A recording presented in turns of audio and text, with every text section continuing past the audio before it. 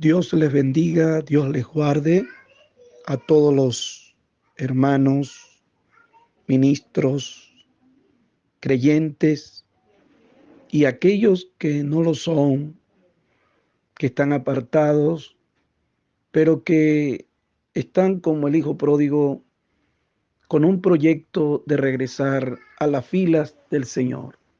Quien les habla, su amigo, pastor Jaime Botello. En esta oportunidad quiero compartir con ustedes una reflexión basado en 2 de Crónicas 26 y 27, esos dos capítulos.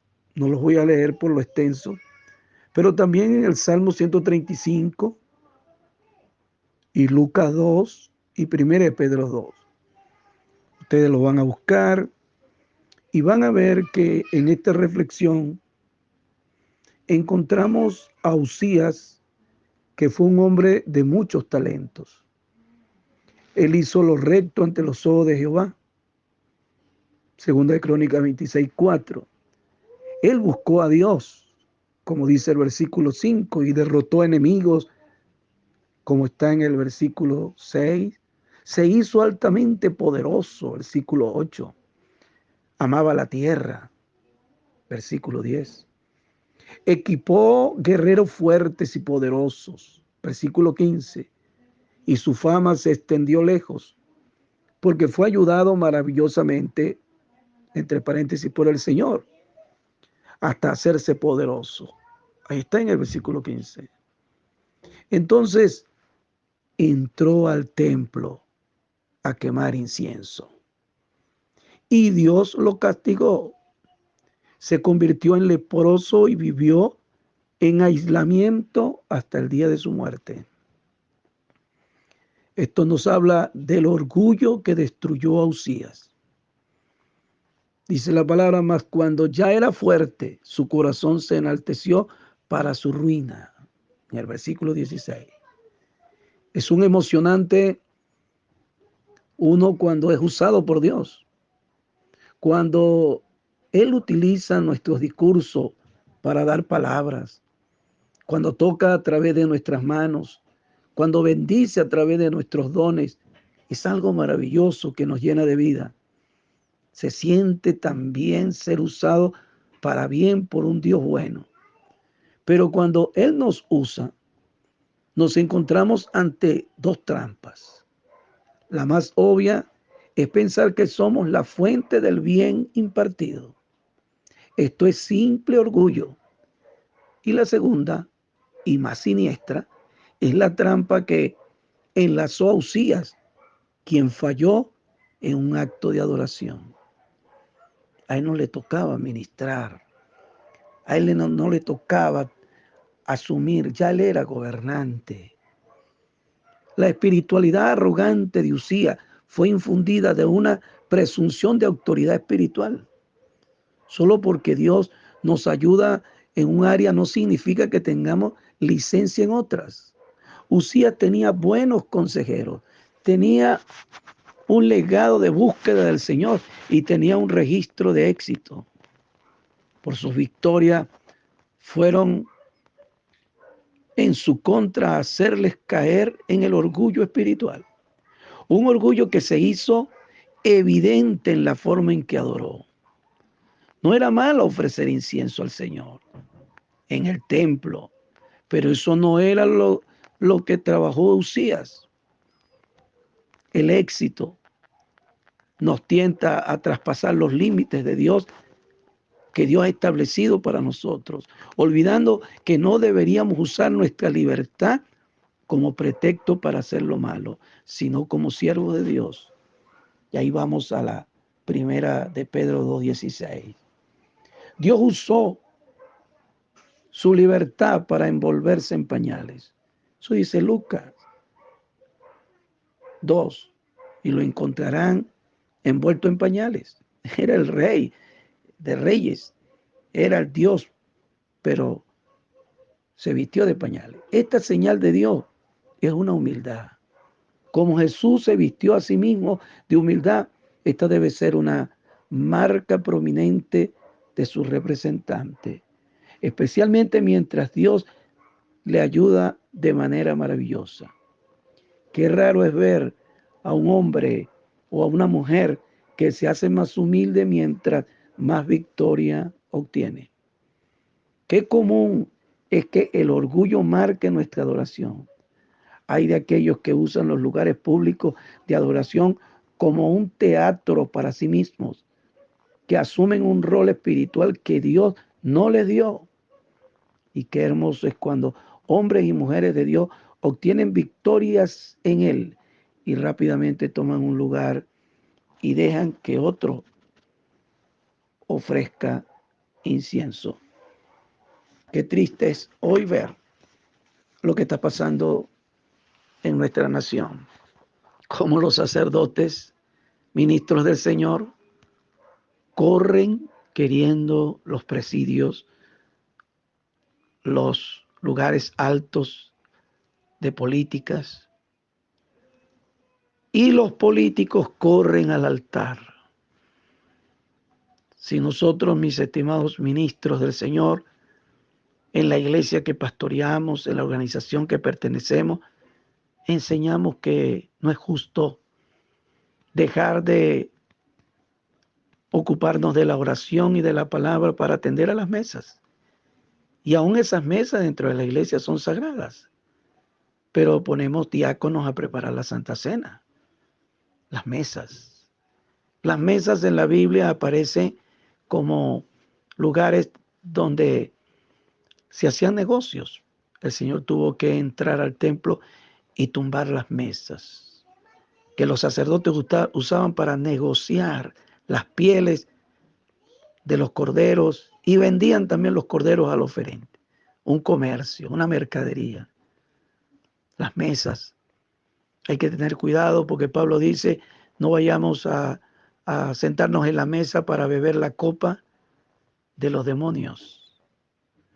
La mesa del Señor. Pero nosotros como pastores le decimos, hay que nombrar diáconos, hay que nombrar servidores de las mesas.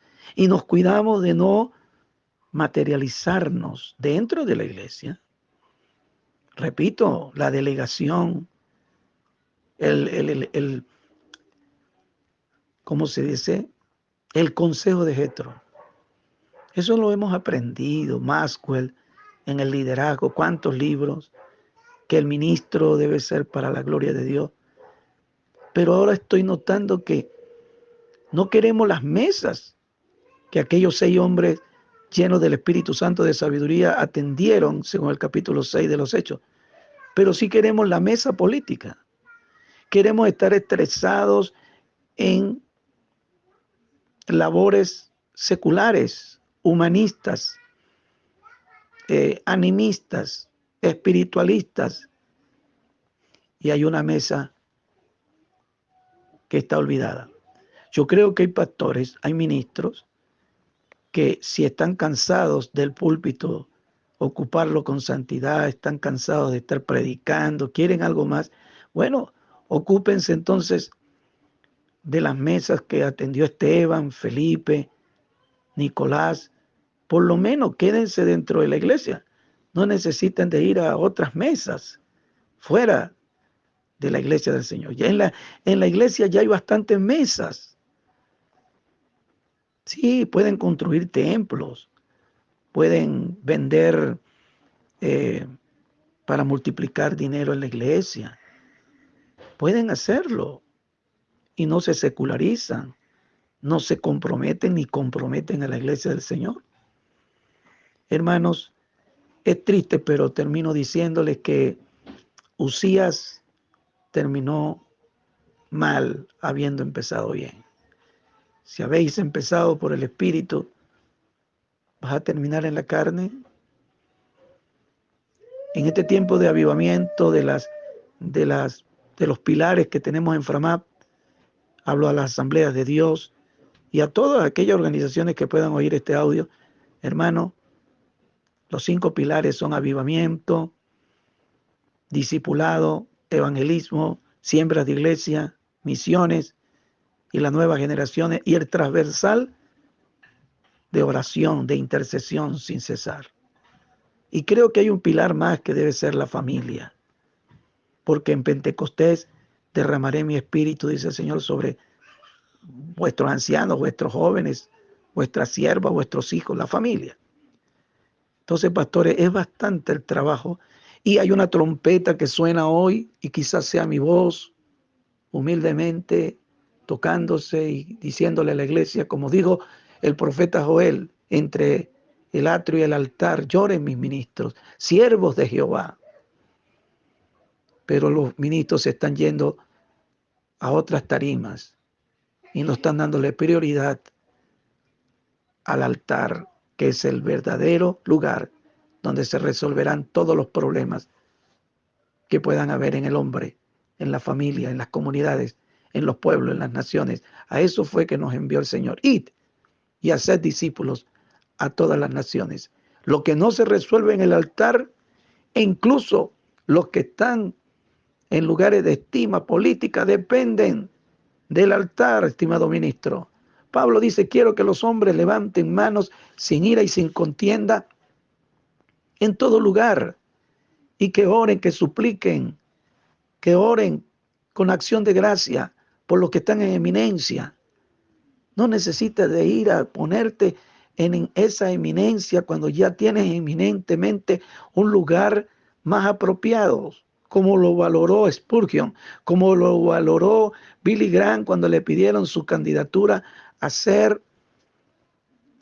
presidente de los Estados Unidos.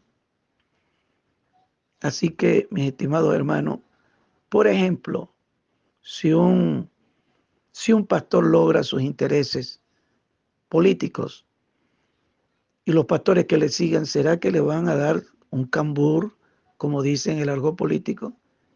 ¿Qué puesto le van a dar a usted? ¿No te satisface el que ya tienes? ¿Sabes cuánto has luchado para que te den ese credencial?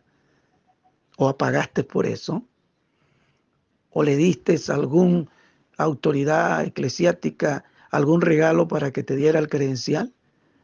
Pablo decía que su ciudadanía romana era por nacimiento, no porque la compró. Y hay gente que en el ministerio han estudiado, así no son llamados, pero estudian, se capacitan y anhelan y luchan con las autoridades para que le den ese papelito. Y luego que lo reciben, entonces ahora lo votan yendo detrás de un sentido político, humanista. Bueno, yo sé que cada cosa tiene su espacio. Como le dijo un alcalde a un pastor, pastor, usted fue llamado por Dios para ser pastor, yo fui para ser llamado a ser alcalde. El asunto es que el alcalde no es un llamamiento, es un puesto que le dan los hombres. El ministerio no fue que lo eligieron a usted políticamente para ser ministro, fue Dios quien lo llamó. Y si fue otro quien lo llamó, no sé qué estás haciendo en el altar. Estás tocando lo sagrado, estás como Usa. Estás entonces en el santuario haciendo lo que nunca debía haber hecho, ministrando como Usías, extraños en la obra. Así escribió nuestro hermano Eleodoro Mora Méndez ese libro. Y hoy vemos extraños y cosas extrañas y seguirán pasando. Si los fundamentos fueran destruidos, ¿qué ha de hacer el justo? La palabra dice, Jehová está en su templo. Calle delante de él toda la tierra.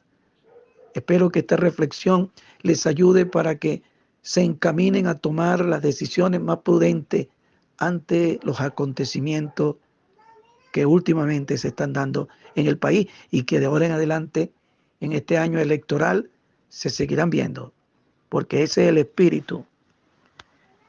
Quiero decirle que los creyentes constantemente están expuestos a un sistema del mundo energizado por Satanás y sus demonios. Sus esfuerzos consisten en desacreditar a la iglesia y destruir su credibilidad e integridad. Una de las maneras en la que estos espíritus operan es encontrando a cristianos cuya vida no es coherente con la palabra de Dios. Y después los ponen a desfilar frente a los incrédulos para mostrar lo falso que es la iglesia.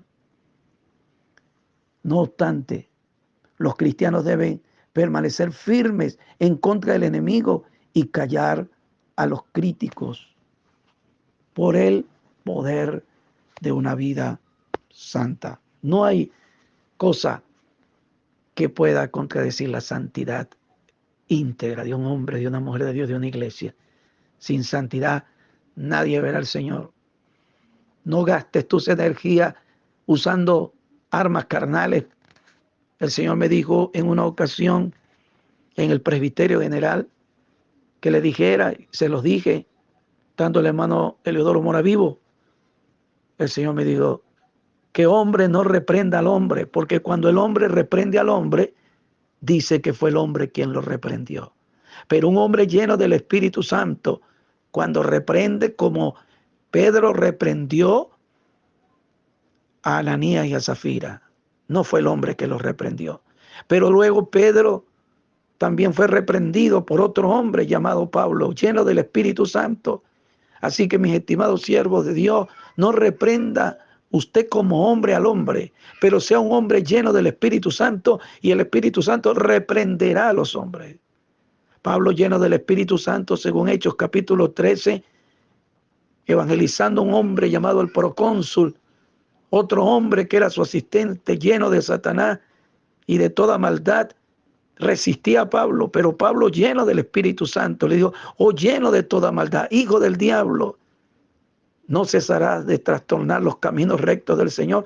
Para poder hacer eso, Pablo tenía que estar lleno del Espíritu Santo. Llenura contra llenura. Vamos a ver hoy en el país de Venezuela cuántos hombres están actualmente llenos.